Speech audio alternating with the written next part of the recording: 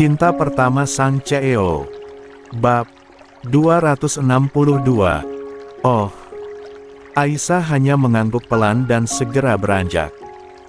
Langkahnya cepat dan ringan, seolah takut jika terlalu lama berdiri di tengah itu, air matanya akan jatuh di depan mereka semua. Saat masuk ke kamar, ia menutup pintunya rapat, dan berdiri beberapa detik di balik daun pintu. Baru ketika sunyi menyelimutinya, bahunya mulai bergetar. Aisyah menangis dalam diam. Bagaimana kalau aku gak bisa ngasih anak untuk suamiku? 2. Masih pada suasana yang ringan dan akrab. Gelak tawa menggema dari ruang keluarga, suara anak-anak yang sedang bermain dan berkejaran memenuhi. Alben menyandarkan tubuhnya pada kursi, menyeruput teh hangat. Tatapannya menerawang jauh sebelum akhirnya berkata, "Ngomong-ngomong, kita udah lama banget gak liburan bareng, ya?" Beberapa kepala menoleh. Galih yang duduk di sampingnya mengangguk pelan. Terakhir pas orang tuanya Aisyah kecelakaan. Semua hening sejenak. Tak ada yang ingin mengungkit terlalu dalam, tetapi tak bisa menyangkal bahwa hari itu memang liburan terakhir keluarga besar mereka. Alben melirik ke arah para wanita.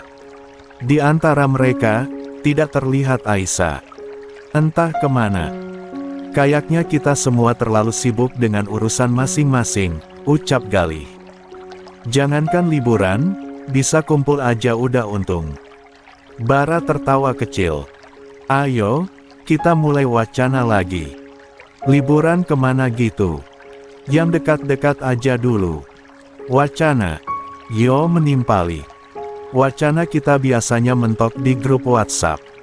Sisanya tinggal jadi kenangan. Tawa meletup. Suasana mencair kembali.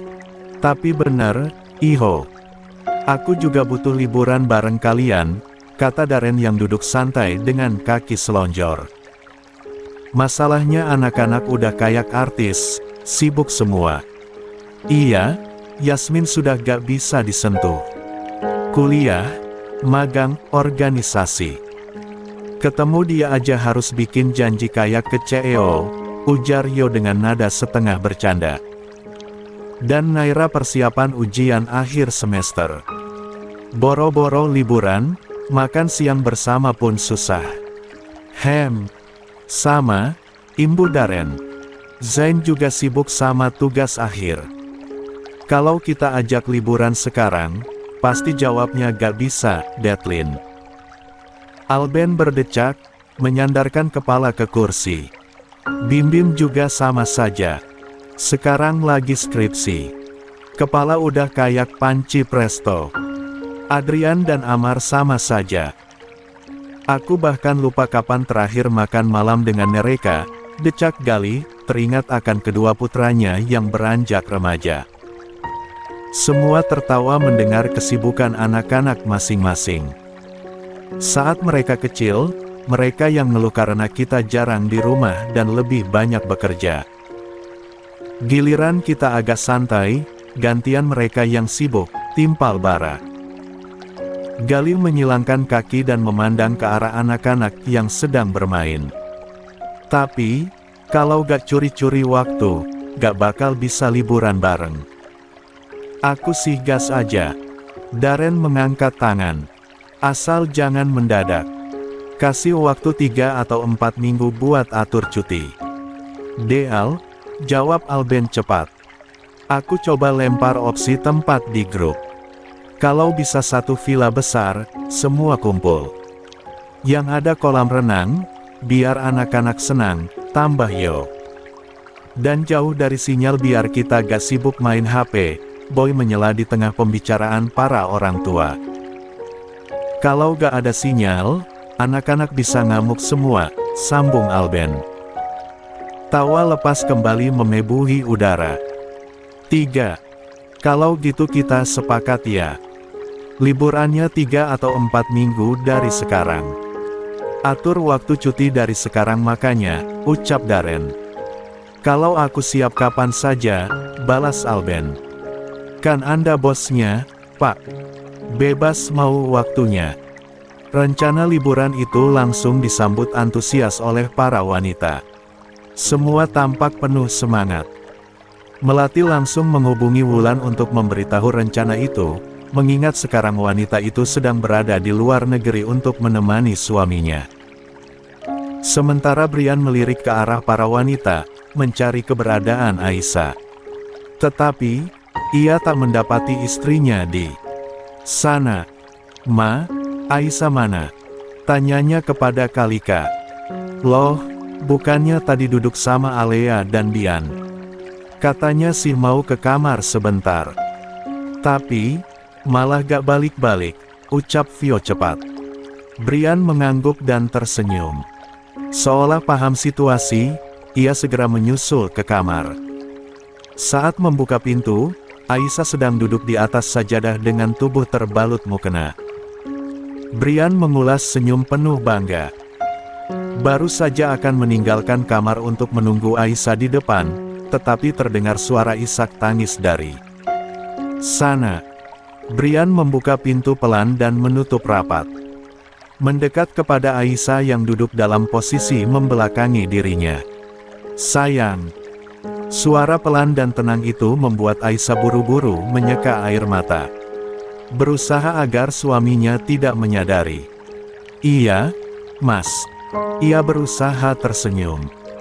Tetapi, ujung hidung yang merah dan mata yang basah membuatnya terlihat jelas sedang menangis.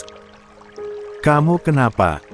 Sebelah tangan lelaki itu mengulur, membelai kepala dengan lembut. "Kamu abis nangis." Aisyah tak menjawab. Ia hanya menggeleng, seolah berkata bahwa dirinya baik-baik saja. Brian menghela napas, lalu meraih tangan istrinya yang dingin dan menggenggamnya erat. "Jangan disembunyikan lagi. Kamu sedih kenapa? Ayo bilang," bujuknya pelan. Aisyah menoleh perlahan. Matanya sembab, pipinya basah. "Aku gak apa-apa, Mas. Aku cuma lagi merenung aja." "Merenungi apa?" La memilih duduk merapat kepada Aisyah, lalu menyandarkan wanita itu di bahunya yang lebar. "Aku akan beritahu, tapi jangan marah ya." "Kapan aku marah sama kamu?" Aisyah menengulas senyum. La meraih tangan suaminya, menggenggamnya erat. "Di antara mereka yang sudah menikah, hanya kita yang gak punya anak. Kak Vio bahkan sudah punya 2 anak. Aku jadi merasa..." "Belum, sayang. Belum," Brian mengoreksi lembut. "Bukan tidak. Tapi, bagaimana kalau aku gak bisa ngasih keturunan? Dokter sudah bilang kalau aku..." "Dokter bilang gak bisa, bukan berarti bagi Allah gak bisa. Perkiraan manusia itu gak bisa disamakan dengan rencana Allah. Siapa tahu, memang belum." Tangis Aisyah makin deras. Ia menunduk, bahunya berguncang. Brian segera memeluknya erat. 4. Membiarkannya menangis di dadanya. "Aku juga mau gendong anak kecil." Dipanggil ibu. Kerepotan di malam hari urus bayi. Ganti popok, buat susu. Dikasih gambar jelek dari sekolah. "Apa aku terlalu banyak berharap, Mas?" "Gak juga. Semua wanita pasti mau jadi ibu. Aku juga mau, Sa. Tapi kamu lebih penting dari segalanya. Anak itu karunia, tapi kamu rumahku. Kamu yang akan menemaniku sampai maut memisahkan." Aisyah melepas pelukan sejenak. Ia menatap mata suaminya dalam-dalam. "Mas, demi Allah aku akan ikhlas kalau kamu mau menikah lagi dengan perempuan yang bisa memberi anak. Asal kamu bisa merasakan jadi papa yang sesungguhnya sama seperti mereka, aku gak keberatan." Brian menahan napas. Kalimat Aisyah itu terasa mengoyak hatinya. "Aku sudah cukup hidup dengan kamu. Gak perlu ada orang ketiga, apalagi alasannya cuma karena anak. Tapi, rumah tangga akan hambar kalau gak ada anak. Kata siapa? Brian menghapus jejak air mata di pipi istrinya. Banyak pernikahan yang bahagia tanpa ada anak. Asal ada kamu di sampingku, aku akan baik-baik saja. Aisyah memandang suaminya penuh cinta. Tetapi, kekurangannya sebagai wanita membuat hatinya semakin rapuh. Kamu terlalu sempurna untuk aku yang penuh kekurangan, lirihnya. Kamu adalah satu-satunya yang kuinginkan. Brian tersenyum kecil, mengecup ubun-ubunnya. Ayo cuci muka. Nanti keluar lagi. Tapi, kalau kamu belum siap, kita bisa duduk di sini dulu berdua. Aisyah tidak menjawab, tapi genggamannya di tangan Brian terasa makin erat. Aku hanya butuh sedikit waktu di sini. Sayang, dengar aku. Tujuan pernikahan itu untuk menyempurnakan agama. Kalau ada anak, itu bonus. Kalaupun gak ada anak, kita bisa menua bersama. Hanya berdua. Tangis Aisyah semakin tak tertahan. Lah bersandar di dada suaminya dan menangis di sana. 5. Makasih, Mas. Aku beruntung sekali memilikimu yang gak pernah melihat kekurangan dalam diriku. Di mataku kamu tetap yang paling sempurna. Jadi, jangan sedih lagi. Ingat kataku tadi. Aisyah mengangguk dan tersenyum. Jadi, mau di sini dulu apa gabung ke depan? Katanya, para orang tua lagi berencana mau liburan bareng kayak dulu. Raut wajah Brian seketika berubah setelah melihat tatapan Aisyah. Tak dipungkiri, liburan keluarga terakhir kali menciptakan sedikit trauma baginya. Saat ia kehilangan kedua orang tuanya saat dalam perjalanan pulang. Maaf, sayang. Aku gak bermaksud mengingatkan kamu tentang kejadian itu, ucapnya penuh rasa bersalah. Kalau kamu belum mau liburan lagi, gak apa-apa. Kita bisa menghabiskan waktu di rumah saja. Jangan, Mas. Aku gak apa-apa, ucap Aisyah cepat. Aku sudah ikhlas dengan kejadian itu. Mami dan Papi sudah istirahat dengan tenang. Aku gak kepikiran lagi seperti di awal-awal.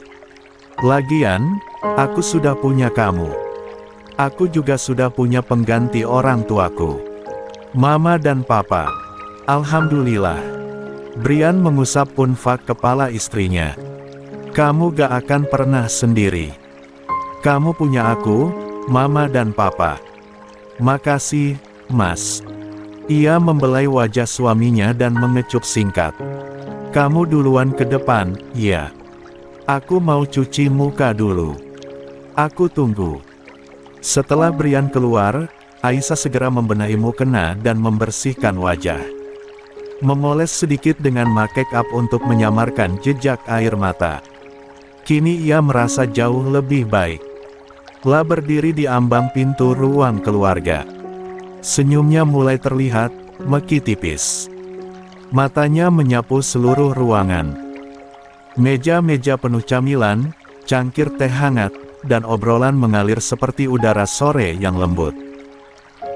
Brian duduk bersandar dengan santai di salah satu sofa, memangku Sasi yang tertawa ceria sambil menggendong seekor kelinci kecil.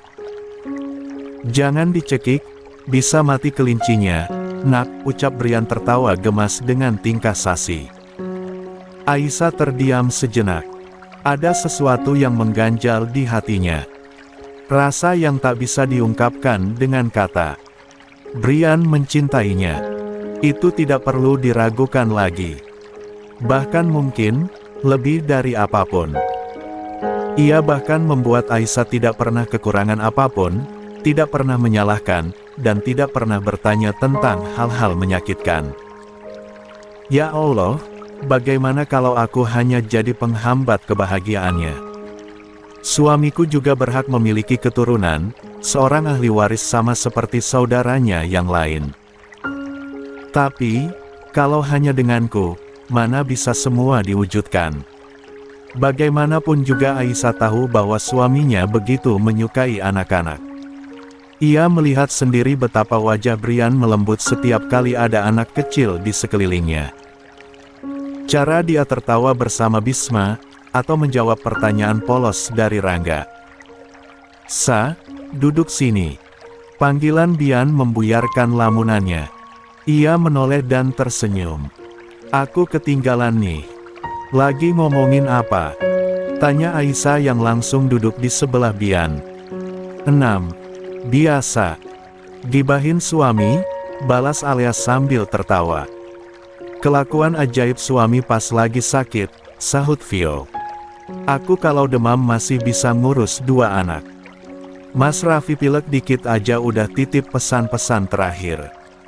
Jagain anak-anak kalau aku gak ada," katanya. Semua tertawa mendengar cerita Vio. Papanya Sasi juga aneh. Kalau aku atau Sasi yang demam, dia larang pakai selimut tebal, kalau tidur kaki harus lurus. Tapi kalau dia sendiri yang demam, malah meringkuk di bawah selimut seharian, ucap Alea, disambut gelak tawa. "Suamiku juga gitu sih. Yang biasanya cool banget bisa jadi manja ngalahin anak kecil. Makan aja disuapin. Padahal kadang cuma demam biasa. Anehnya, makannya tetap banyak," imbuh Aisyah. "Yang bikin aku geleng-geleng kepala es syahadat aja. Sama Mas Erlan kalau lagi demam. Udah kayak pengen dituntun. Ternyata suami kita sama semua. Kirain aku doang." Vio tertawa gemas. Laki-laki mah jarang demam. Tapi sekali demam dia gabungin dengan demam 5 tahun yang lepas. Jadi istrinya harus bisa nguasain semua elemen. Air, api, dan tanah. Darat, laut, udara, celoteh Alea. Bian terkekeh. "Ye, dikira kita avatar." Semua tertawa lepas. Di sana para lelaki menguping pembicaraan itu. "Dahlah, laki emang tempatnya salah," gerutu Raffi. Lalu, disambut tawa ringan oleh para lelaki. "Tapi, Vio memang benar, kan? Kalau kamu demam memang gitu," sahut Yo yang sedang memangku Rangga. Raffi menghela napas panjang. Dan sekarang Vio sudah punya sekutu baru. Tawa Yo pecah seketika. Rangga yang ada di pangkuannya ikut tertawa meski tak belum mengerti apa yang lucu. Namun, tawa itu perlahan reda saat ponsel miliknya berdering.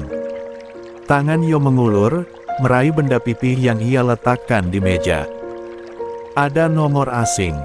Entah siapa. Membuatnya segera menjawab panggilan itu. "Halo. Selamat sore, apa benar ini dengan Pak Jonathan Alexander, ayahnya Yasmin Maharani?" Kening Yo berkerut mendengar suara berat di ujung telepon. "Iya, benar. Maaf, ini siapa?" "Saya Bribka Januar Ali dari Polsek Ujung Tanah. Kami ingin menginformasikan sesuatu terkait putri Anda." Napas Yo seketika tertahan. Wajahnya yang semua ceria berubah tegang. Ia menurunkan Rangga dari pangkuannya. "Ada apa dengan anak saya?" tanyanya cepat. Suaranya berubah tegas, namun terdengar penuh cemas. Membuat Raffi menoleh. "Begini, Pak.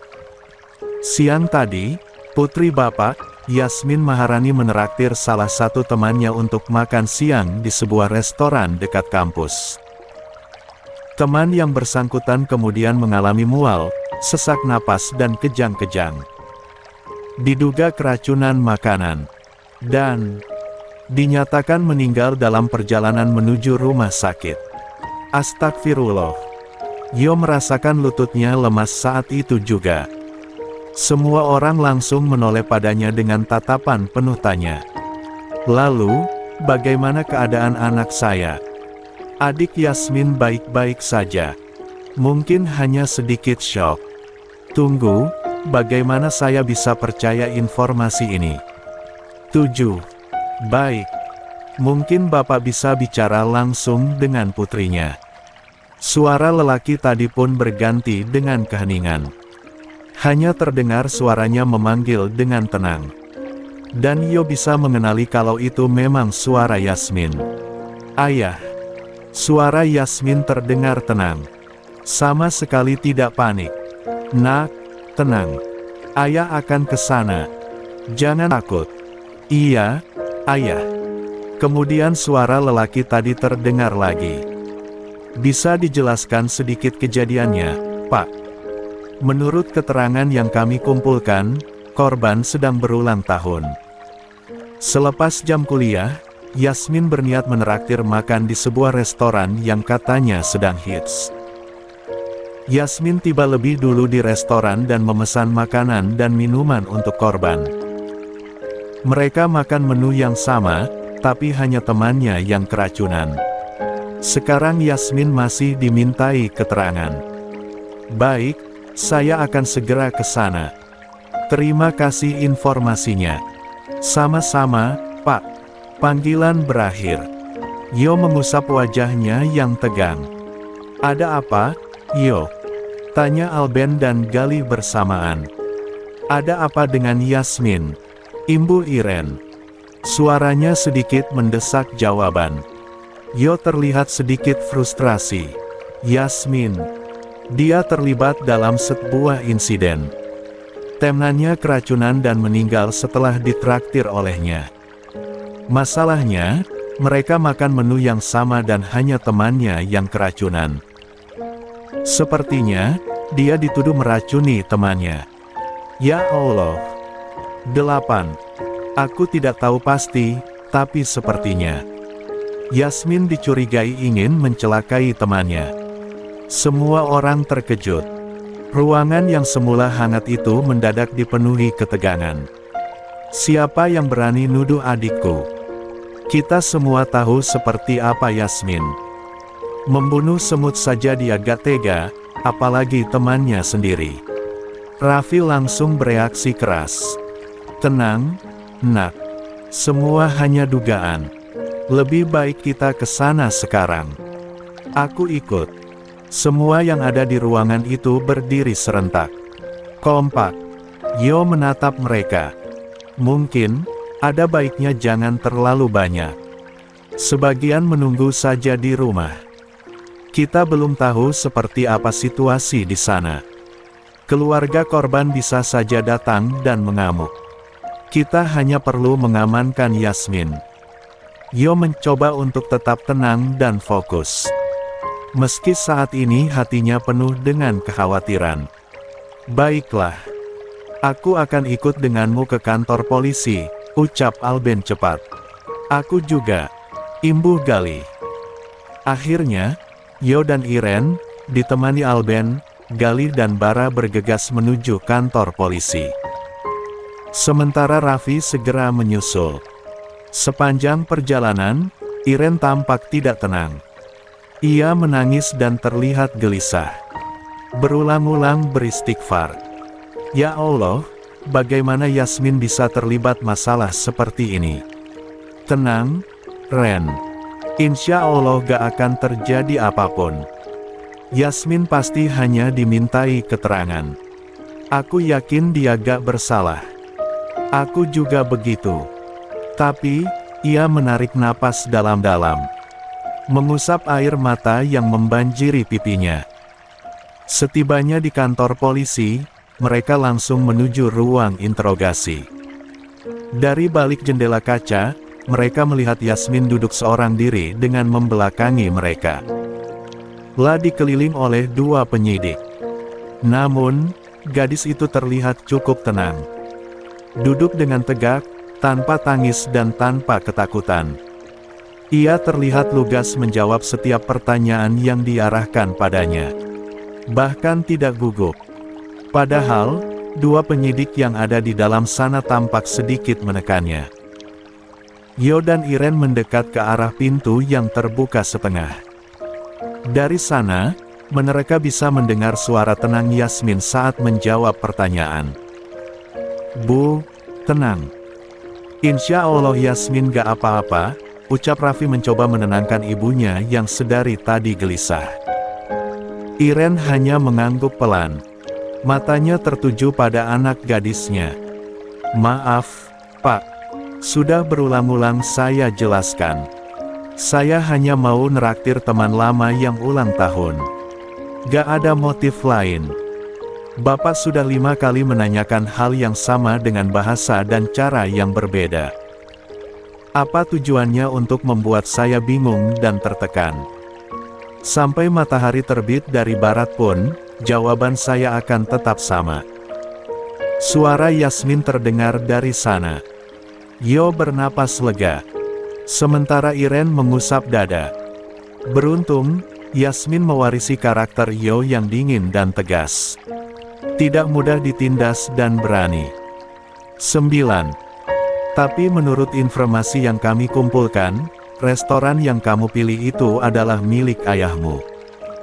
Apa itu benar? Benar. Ayah saya membuka restoran kecil tidak jauh dari kampus. Tapi, bukan berarti saya bebas melakukan apa saja dan masuk ke dapur sembarangan. Saya memesan makanan sama seperti pelanggan lain. Tapi, di salah satu rekaman CCTV kamu tertawa saat korban mulai terlihat mual. Saya tertawa karena mengira teman saya hanya kekenyangan. Agak ganjil. Lelaki itu menuliskan catatan pada selembar kertas. Kami sedang melakukan penyelidikan pada 3 orang karyawan restoran. Untuk sementara cukup. Di luar Iren masih terlihat gelisah. Ternyata mereka makan di restoran cabang baru yang kamu buka minggu lalu. Iya. Tadi saat menelepon, mereka gak bilang, sahut Yo. Beberapa saat kemudian, pintu terbuka lebar. Yasmin keluar bersama penyidik. Begitu melihat orang tuanya, mata gadis itu sedikit memerah. Namun, ia tetap tenang. Yo segera memeluk putrinya erat, hampir tak percaya bahwa gadis kecilnya kini sedang menghadapi tuduhan berat. Ayah, tolong percaya aku. Aku juga gak tahu bagaimana semua ini bisa terjadi. Aku cuma mau penuhi janji kami yang sudah lama. Aku pernah janji akan traktir dia makan di ulang tahunnya. Iren mengusap punggung putrinya. Berusaha menenangkan diri juga. Sementara Yo menatap mata putrinya. Membaca sorot matanya yang selama ini selalu jujur. Ceritakan pada ayah semuanya. Dari awal. Yasmin mengangguk pelan. Semua orang memusatkan pandangan padanya. Nama Keira, teman SMA aku. Kami cukup dekat, walaupun gak sahabatan banget. 3 hari lalu kami janjian. Tiba di restoran, kami makan seperti biasa, semua kelihatan baik-baik aja dan dia makannya lahap. Tapi, setelah makan dia ngeluh perutnya mual. Aku pikir cuma kekenyangan, jadi aku ketawa aja. Tapi, ternyata dia tiba-tiba sesak napas dan kejang. Yasmin menarik napas dalam-dalam. Ayah, aku gak ada niat menyakiti siapapun. Apalagi itu teman lama aku sendiri. Aku juga terkejut. Awalnya mual, sesak napas, terus kejang. Keira mengalami henti napas dalam perjalanan ke rumah sakit. Tenang, Nak. Kita akan cari tahu kebenarannya. Kamu gak sendiri. Yo mengusap pipi putrinya. Maaf, apa Anda orang tuanya Yasmin sekaligus pemilik restoran? Tanya salah satu polisi. Benar, Pak. Saya tidak ada di tempat saat kejadian. Baik. Kalau begitu, silahkan masuk. Kami perlu menanyakan beberapa hal. Yo mengikuti penyidik dan memasuki salah satu ruangan. Yang lain menunggu di luar. Ketegangan masih terlihat di sana. Apa ada yang aneh saat makanan disajikan, Nak? Tanya Alben. Yasmin menggeleng. Gak ada, Pak. Semuanya kelihatan biasa aja. Gak ada bau aneh sama sekali. Tapi, apa benar kamu pesan duluan? Iya. Aku pesan duluan karena biasanya antrian panjang. Maksud aku, biar kami gak lama nunggu. Papa tahu kan restorannya rame banget di jam makan siang. Iya, nak. Alben mengangguk. Mengusap bahu Yasmin. Papa akan hubungi pengacara keluarga kita untuk mendampingi kamu. Jangan takut. 10. Kurang dari 1 jam, Yo dan salah satu tim penyidik menghampiri mereka dan saling berjabat tangan satu sama lain. Untuk sementara, Yasmin diperbolehkan pulang. Tapi, kami masih akan memerlukan keterangan lagi ke depan. Proses penyelidikan masih berjalan. Baik, Pak. Terima kasih, sahut Yo, masih terlihat senyum tipis di sudut bibirnya. Sebelum pulang, Yo mengajak Yasmin untuk mampir ke rumah Keira. Niatnya untuk menunjukkan rasa hormat sekaligus belasungkawa secara langsung. Alben, Gali dan Bara tetap menemani.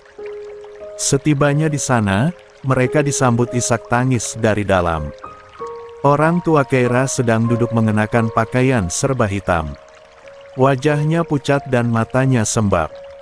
Ia menjerit, memanggil nama putrinya yang sudah terbujur kaku. Yasmin masih terlihat tenang. Bahkan saat semua orang menatapnya dengan penuh kebencian. Mau apa kamu kemari? Kamu sudah membunuh Keira. Hanya karena Keira akan menikah dengan Aslan, kamu sampai tega membunuh teman kamu sendiri. Yasmin menarik napas dalam. Ia melirik ke arah lelaki yang namanya baru saja disebutkan wanita itu. Seorang lelaki tampan bernama Aslan, yang pernah membuat hubungannya dengan Keira renggang. 11. Sebelumnya saya minta maaf. Kami sangat mengerti ibu dan keluarga sedang berduka. Karena itulah kami kemari untuk mengucapkan belasungkawa secara langsung. Tapi, tolong jangan menekan adik saya seolah dia adalah pembunuh. Bagaimanapun juga dia belum terbukti bersalah dalam hal ini dan polisi sedang melakukan penyelidikan. Raffi merangkul bahu adiknya. Kamu berkata begitu karena dia adikmu. Seandainya kamu ada di posisi saya, sikap kamu pasti berbeda. Balas wanita itu diiringi isak tangis. Keira baik-baik saja sebelum ditraktir makan oleh Yasmin. Dia berpamitan dan bilang akan makan siang dengan temannya. Andai aku mencegahnya pergi, semua ini tidak akan terjadi.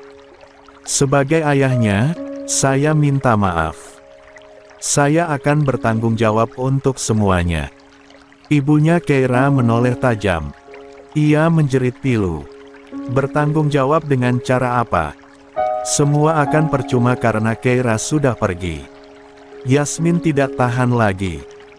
Ia melangkah pelan mendekati wanita yang sedang meraung dengan dikelilingi para pelayat itu. Berlutut di hadapannya dan menatapnya. Saya minta maaf, Bu. Suara Yasmin terdengar pelan, tetapi tetap tenang. Saya gak pernah berniat jahat terhadap Keira, apalagi sampai menyakitinya. Keira teman saya sejak SMA dan saya juga terpukul dengan keadaan ini. Saya hanya mau memberi selamat untuk ulang tahunnya dan ngerayain bersama. Dan kamu masukkan racun ke makanannya. Semua sedang dalam penyelidikan kepolisian. Kalau nanti hasilnya saya bersalah, maka saya siap dihukum apa saja, bahkan walaupun saya harus dipenjara. Hukuman itu gak akan mengembalikan Keira. Teriaknya, memukul dada yang sesak. Suasana menjadi semakin tegang. Para tamu pelayat saling berbisik. Menatap Yasmin layaknya pembunuh berdarah dingin. Raffi mengepalkan tangan, menahan amarah atas perlakuan kasar dan tekanan terhadap adiknya. Berbeda dengan Yo yang sedikit lebih tenang. La seolah memberi ruang bagi Yasmin untuk menunjukkan tanggung jawabnya. Alben yang berdiri di sisi Yo memperhatikan ekspresi Yasmin. Ia sangat mengenal anak itu. Sama seperti Alea dan anak lainnya, Yasmin tumbuh dalam pengawasannya. Dan Yasmin bukanlah tipe orang yang bisa berpura-pura setenang itu untuk menyimpan niat jahat. Lebih baik kalian semua pergi dari sini. Keberadaan Yasmin di sini hanya membuat kami semakin sakit.